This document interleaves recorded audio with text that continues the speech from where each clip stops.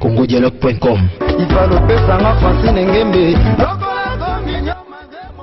congodialogue.com.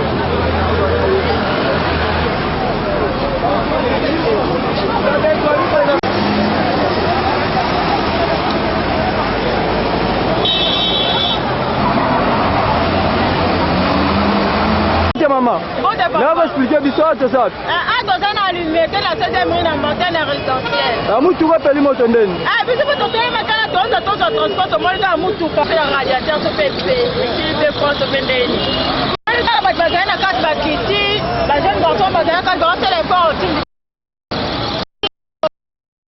Bakiti, bah tu vas voir baser, et puis la carte milling, bah tu vas voir baser, bah tu comment il met.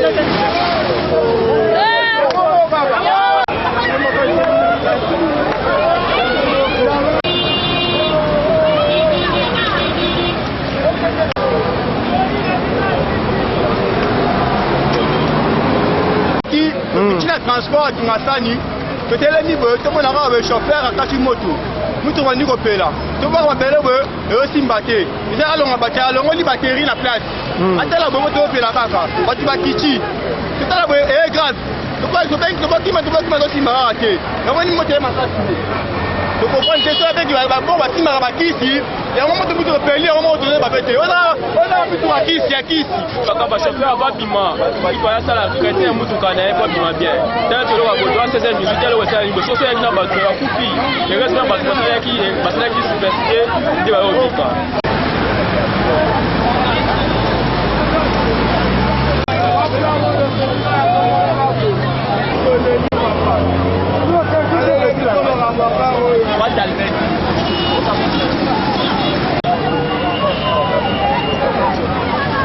Oh, déjà vous avez mis une somme à la carte pour comprendre que vous avez que solo malamoro chauffeur a dit il y a solo à fongoli maman portière na a kangi so parce que nous kangi tout le monde na carte il faut pas fongola ba portière au pas mater c'est bloqué puis le bon tout maman na carte wana neto weli si to fongoli ba garçon ba no kwa ka ba selu ba obo ka ba selu mais na ngona moto te ba mili na pamba donc ba kwa ki mili na ya pamba basengi chassa opi babwaki na kata ba chassa opi ebele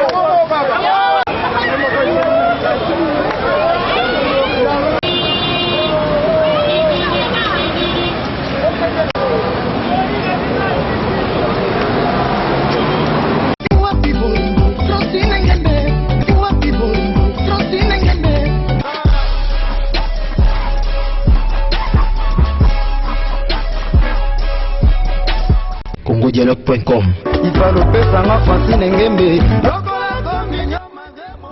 congodialogue.com.